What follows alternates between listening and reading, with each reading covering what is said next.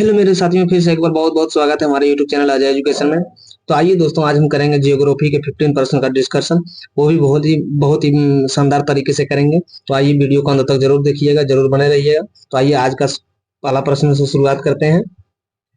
आज का पहला सवाल है, पृथ्वी के वायुमंडल में कितना प्रतिशत भाग 29 किलोमीटर की ऊंचाई तक पाया जाता है। यानी कि जो है पृथ्वी का वायुमंडल का कितना प्रतिशत भाग जो है 29 किलोमीटर की ऊंचाई तक पाया जाता है। ये पाया जाता है 97% तक। कितना पाया जाता है? 97% से तक। यानी कि ऑप्शन डी जो है इसका करेक्ट आंसर हो जाएगा। अगला सवाल है, वायुमंडल के सर्वाधिक अस्थायी तत्व क्या है। देखिए, वायुमंडल का जो सर्वाधिक जो अस्थायी तत्व है, यह है जलवाष्प। जलवाष्प जो है वायुमंडल में जो है सबसे अधिक मात्रा में अस्थायी तत्व है। यानी कि ऑप्शन डी। ऑप्शन डी जो है इसका करेक्ट आंसर हो जाएगा। अगला सवाल है, वायुमंडल में सर्वाधिक मात्रा में कौन सी गैस मिलती है। देखिए, वायुमंडल में जो सर्वाधिक मात्रा में जो गैस मिलती है, ये मिलती है नाइट्रोजन। कितना मिलती है? नाइट्रोजन मिलती है। यानी कि ऑप्शन सी जो है इसका करेक्ट आंसर हो जाएगा। अगला सवाल है, वायुमंडल में सर्वाधिक मात्रा में विद्वान अकेली गैस कौन सी है। देखिए, अकेली गैस जो है वो आर्गन है। देख लेते हैं ऑप्शन कौन सा ऑप्शन में है। देखिए, सबसे जो विद्वान गैस है ये है आर्गन। आर्गन जो है इसका करेक्ट आंसर हो जाएगा option A. Option A is the correct answer. अगला सवाल है, वायुमंडल मुख्यतः गर्म होता है। देखिए, वायुमंडल जो है गर्म होता है, किसके कारण से होता है? यह जो है पृथ्वी के विकिरण के द्वारा होता है। किसके द्वारा होता है? पृथ्वी के विकिरण के द्वारा। यानी कि ऑप्शन बी जो है इसका करेक्ट आंसर हो जाएगा। अगला सवाल है, कौन सी गैस ग्रीन हाउस प्रभाव के लिए उत्तरदायी है। देखिए, निम्नलिखित में कौन सी गैस जो है ग्रीन हाउस के प्रभाव के लिए, जो ग्रीन हाउस प्रभाव के लिए जो उत्तरदायी है, यह है कार्बन डाइऑक्साइड, CO2। CO2 जो है कार्बन डाइऑक्साइड जो ग्रीन हाउस को प्रभावित करने वाला उत्तरदायी गैस है। यानी कि ऑप्शन बी जो है इसका करेक्ट आंसर हो जाएगा।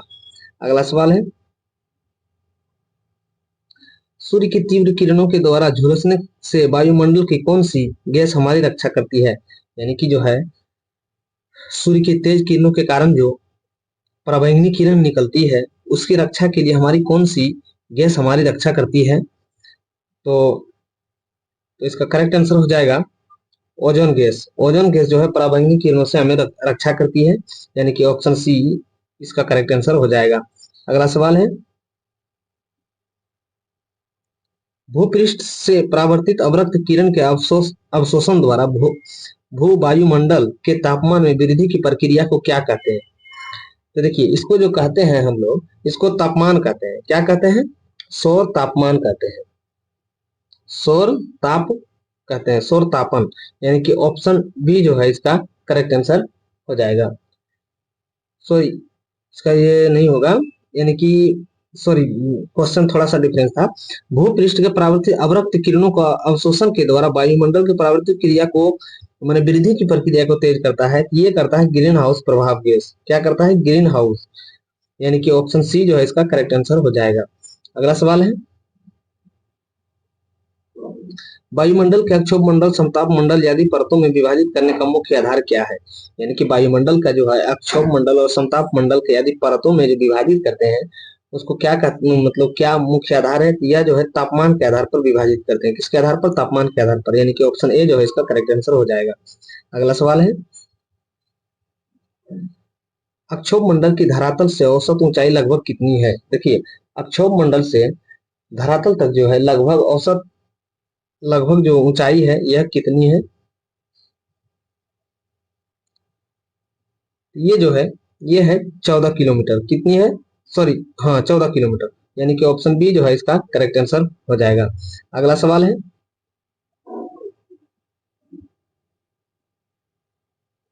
निम्नलिखित में से किस मंडल को संवहन मंडल भी कहा जाता है। देखिए, निम्नलिखित में जो है किस मंडल को संवहन मंडल भी कहा जाता है। ये अक्षोभ मंडल। अक्षोभ मंडल को जो है संवहन मंडल भी कहा जाता है। यानी कि ऑप्शन ए जो है इसका करेक्ट आंसर हो जाएगा। अगला सवाल है, किस ऋतु में किस ऋतु में अक्षोभ मंडल की ऊंचाई में वृद्धि हो जाती है। किस ऋतु में जो है अक्षोभ मंडल में जो है अक्षोभ मंडल में जो है ऊंचाई में वृद्धि हो जाती है। ये होती है ग्रीष्म ऋतु में या गर्मी ऋतु में जो है अक्षोभ मंडल की ऊंचाई में जो है वृद्धि हो जाती है। यानी कि ऑप्शन बी जो है इसका करेक्ट आंसर हो जाएगा। अगला सवाल है, अक्षोभ मंडल के धरातल से अधिकतम ऊंचाई कितनी है? देखिए अक्षोभ मंडल की जो धरातल से जो ऊंचाई है ये है 18 किलोमीटर। देख लेते हैं ऑप्शन में कौन सा है, यानी कि ऑप्शन डी। ऑप्शन डी जो है इसका करेक्ट आंसर हो जाएगा 18 किलोमीटर। 18 किलोमीटर। अगला सवाल है, क्षोभ मंडल में वायुमंडल के सबसे तप्त परत है क्योंकि, यानी कि अक्षोभ मंडल में जो है सबसे तप्त परत है क्योंकि मैंने क्या कारण है, यह जो है पृथ्वी के पृष्ठ से तप्त हो जाती है। यह जो होती है पृथ्वी के पृष्ठ से जो तप्त हो जाती है, यानी कि ऑप्शन सी जो है इसका करेक्ट आंसर हो जाएगा। अगला सवाल है, अक्षोभ मंडल एवं समताप मंडल के बीच स्थित संक्रमण क्षेत्र को क्या कहा जाता है? देखिए अक्षोभ मंडल और समताप मंडल के बीच का जो संक्रमण क्षेत्र जो होता है यह अक्षोभ सीमा कहलाता है। क्या कहलाता है? अक्षोभ सीमा, यानी कि ऑप्शन बी जो है इसका करेक्ट आंसर हो जाएगा। अगला सवाल है, अक्षोभ मंडल में तापमान की सामान्य ह्रास 1 डिग्री सेल्सियस प्रत्येक, यानी कि जब अक्षोभ मंडल के तापमान में जो है 1 डिग्री सेल्सियस पर जो है कमी होने के क्या कारण है? यह जो है 166 मीटर हेतु होता है। कितना होता है? 166, यानी कि ऑप्शन सी जो है इसका करेक्ट आंसर हो जाएगा। अगला सवाल है,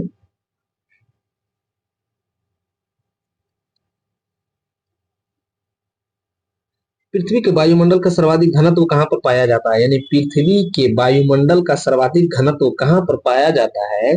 ये पाया जाता है अक्षोभ मंडल में। कहाँ पाया जाता है? अक्षोभ मंडल में, यानी कि ऑप्शन ए जो है इसका करेक्ट आंसर हो जाएगा। अगला सवाल है, विविध जलवायु एवं मौसम दशाओं में बदलने वाली सबसे महत्वपूर्ण वायुमंडलीय प्रक्रियाएं कहाँ घटित होती है? ये जो घटित होती है ये होती है अक्षोभ मंडल में घटित होती है। कहाँ होती है? अक्षोभ मंडल में, यानी कि ऑप्शन डी जो है इसका करेक्ट आंसर हो जाएगा। अगला सवाल है, अक्षोभ मंडल वायुमंडल का निचला स्तर है, यानी अक्षोभ मंडल जो है वायुमंडल का निचला स्तर है जिसका ऊंचाई भूमध्य रेखा पर है। तो इसकी जो है भूमध्य रेखा पर जो ऊंचाई है यह 10 मील तक है। कितना है? 10 मील तक है, यानी कि ऑप्शन ए जो है इसका करेक्ट आंसर हो जाएगा। अगला सवाल है,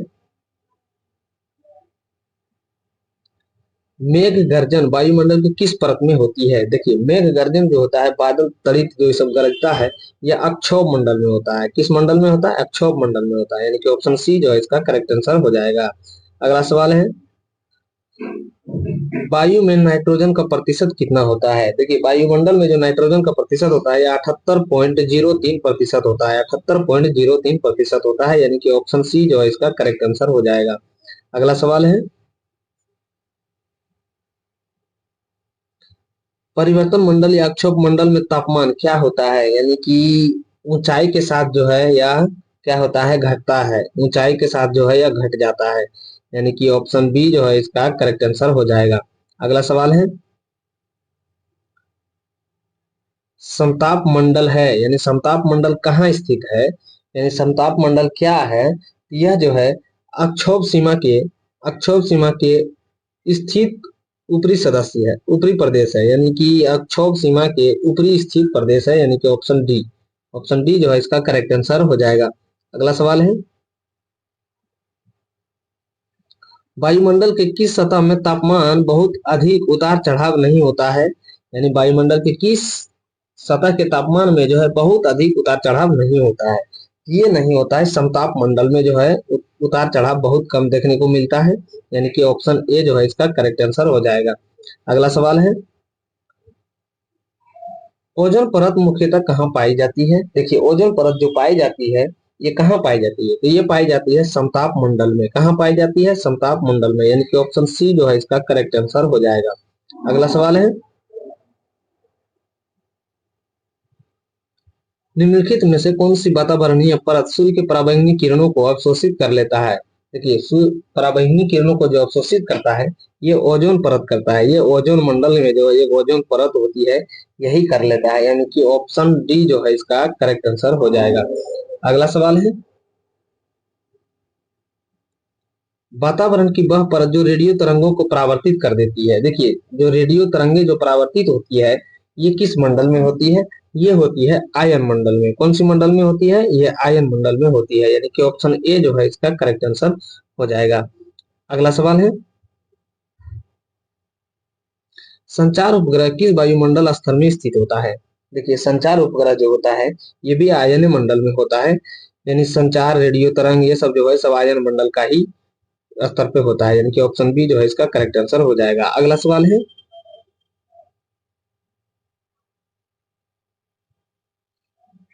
वायुमंडल में ओजोन स्तर को अपक्षय के कारण निम्नलिखित में से कौन सा कारण है? देखिए वायुमंडल में जो है ओजोन परत की जो मोटाई घट रहा है, यह किसके कारण से यह घट रहा है? तो ये घट रहा है क्लोरोफ्लोरोकार्बन की वजह से। किसकी वजह से घट रहा है? क्लोरोफ्लोरोकार्बन की वजह से, जो इसकी मोटाई में कमी आ रहा है, यानी कि ऑप्शन डी जो है इसका करेक्ट आंसर हो जाएगा। अगला सवाल है, रेडियो की लघु तरंगें आयन मंडल के किस परत से परावर्तित होकर धरातल पर आती है? देखिए रेडियो की जो लघु तरंगे जो है आयन मंडल की जो परत से जो परावर्तित होकर धरातल पर आती है, यह एफ परत से आती है। कौन सी परत पर आती है? यह एफ परत पर आती है, यानी कि ऑप्शन सी जो है इसका करेक्ट आंसर हो जाएगा। अगला सवाल है, वायुमंडल के किस भाग में जलवाष्प की कुल मात्रा 90% तक विद्यमान रहती है? तो जो जल मंडल की जो है 90% जो भाग विद्यमान रहती है, यह अक्षोभ मंडल में रहती है। तो देखते हैं अक्षोभ मंडल कौन सा ऑप्शन में है। ये रहती है अक्षोभ मंडल में। अक्षोभ मंडल में जो है जल की 90% जो है मात्रा विद्यमान रहती है, यानी कि ऑप्शन सी जो है इसका करेक्ट आंसर हो जाएगा। अगला सवाल है, वायुमंडल का कौन सा भाग रसायन मंडल का एक भाग है? यानी वायुमंडल का कौन सा भाग जो है यह एक रसायन मंडल का भाग है? यह है ओजोन मंडल। कौन सा मंडल है? यह ओजोन मंडल है, यानी कि ऑप्शन डी जो है इसका करेक्ट आंसर हो जाएगा। अगला सवाल है, किस वायुमंडल परत को मौसमी परिवर्तन का छत के नाम से जाना जाता है? देखिए मौसमी परिवर्तन के जो है छत के नाम से जाना जाता है वो वायुमंडल है अक्षोभ मंडल। कौन सा मंडल है? अक्षोभ मंडल, यानी कि ऑप्शन बी जो है इसका करेक्ट आंसर हो जाएगा। अगला सवाल है, हवाई जहाज प्राय उड़ते हैं, यानी हवाई जहाज जो है कहाँ उड़ते हैं, कौन सी मंडल में उड़ते हैं? तो देखिए हवाई जहाज जो उड़ते हैं ये समताप मंडल में उड़ते हैं। कौन सा मंडल में उड़ते हैं? समताप मंडल में उड़ते हैं, यानी कि ऑप्शन बी जो है इसका करेक्ट आंसर हो जाएगा। अगला सवाल है,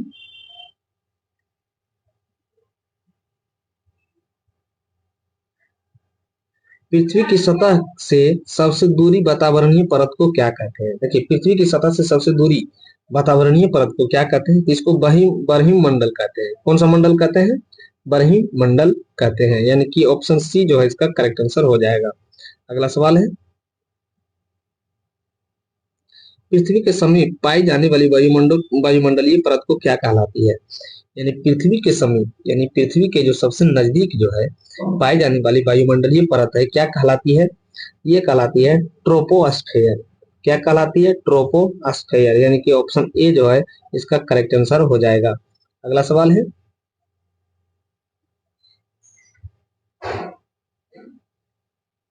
वातावरण में सबसे ज्यादा ओजोन का संकेंद्रण कहाँ होता है? देखिए वातावरण में जो है सबसे ज्यादा ओजोन का जो संकेंद्रण होता है ये समताप मंडल में होता है। कहाँ होता है? समताप मंडल में होता है, यानी कि ऑप्शन सी जो है इसका करेक्ट आंसर हो जाएगा। अगला सवाल है, समुद्र तल पर औसत वायु दाब कितना होता है? देखिए समुद्र तल पर जो औसत वायु दाब होता है यह 1013.25 मिली बार होता है। 1013.25 मिली बार होता है, यानी कि ऑप्शन बी जो है इसका करेक्ट आंसर हो जाएगा। अगला सवाल है, वायु दाब प्रायः सर्वाधिक होता है जब वायु होती है, यानी वायु दाब जो है सर्वाधिक कब होता है? यह होता है ठंडी और शुष्क में। कब होता है? ठंडी और शुष्क में, यानी कि ऑप्शन ए जो है इसका करेक्ट आंसर हो जाएगा। अगला सवाल है, वायु दाब में अचानक आने वाली कमी निम्न में से किसका सूचक है? देखिए अचानक कमी आ जाए वायु दाब में जो है, अचानक कमी आने पर जो है यह तूफानी मौसम का संकेत है। किसका संकेत है? तूफानी मौसम का संकेत है। धीरे धीरे बादल को साफ होना यह वर्षा का संकेत है। तो इसका करेक्ट आंसर हो जाएगा ऑप्शन बी। ऑप्शन बी इसका करेक्ट आंसर हो जाएगा। अगला सवाल है, सामान्य वायु दाब पाया जाता है। देखिए सामान्य वायु दाब जो पाया जाता है यह कहाँ पाया जाता है? तो यह सागर तल पर पाया जाता है। सामान्य वायु दाब, सामान्य वायु दाब जो है यह सागर तल पर पाया जाता है। इसका करेक्ट आंसर ऑप्शन सी हो जाएगा। अगला सवाल है, ग्लोब पर दाब कटिबंधियों की संख्या कितनी है? देखिए ग्लोब पर जो है दाब कटिबंधियों की संख्या जो है यह 7 है। कितनी है? 7 है, यानी कि ऑप्शन सी जो है इसका करेक्ट आंसर हो जाएगा। अगला सवाल है,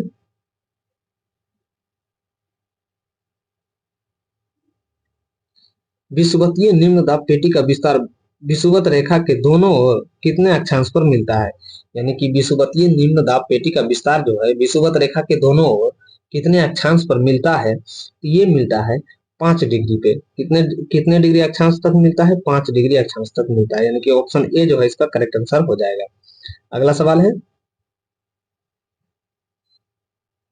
शांत पेटी किस रेखा के दोनों ओर पाई जाती है? देखिए शांत पेटी जो पाई जाती है यह किस रेखा के दोनों ओर पाई जाती है? ये पाई जाती है भूमध्य रेखा के। कौन सी रेखा के पाई जाती है? ये पाई जाती है भूमध्य रेखा के, यानी कि ऑप्शन ए जो है इसका करेक्ट आंसर हो जाएगा। अगला सवाल है, विश्व के सभी उष्ण मरुस्थल निम्न में से किस पेटी में स्थित है? देखिए विश्व का सबसे जो है सभी मरुस्थल जो है सभी उष्ण माने कि उष्ण मतलब गर्म मरुस्थल निम्न में से किस पेटी में स्थित है? तो ये स्थित है उपोष्ण कटिबंधीय उच्च दाब पेटी में। उपोष्ण कटिबंधीय उच्च दाब पेटी में, उपोष्ण कटिबंधीय उच्च दाब पेटी में, यानी कि ऑप्शन बी जो है इसका करेक्ट आंसर हो जाएगा। अगला सवाल है, ओजोन परत पृथ्वी से करीब कितनी ऊंचाई पर है? देखिए ओजोन परत जो है पृथ्वी से कितनी दूरी पर स्थित है? तो पृथ्वी से जो दूरी पर स्थित है यह है 20 किलोमीटर तक। कितनी दूरी तक है? 20 किलोमीटर दूरी तक है, यानी कि ऑप्शन डी जो है इसका करेक्ट आंसर हो जाएगा। अगला सवाल है, जेट धाराएं प्रायः कहाँ पाई जाती है? देखिए जो धाराएं चलती है जेट धाराएं जो लगभग जो पाई जाती है यह कहाँ पाई जाती है?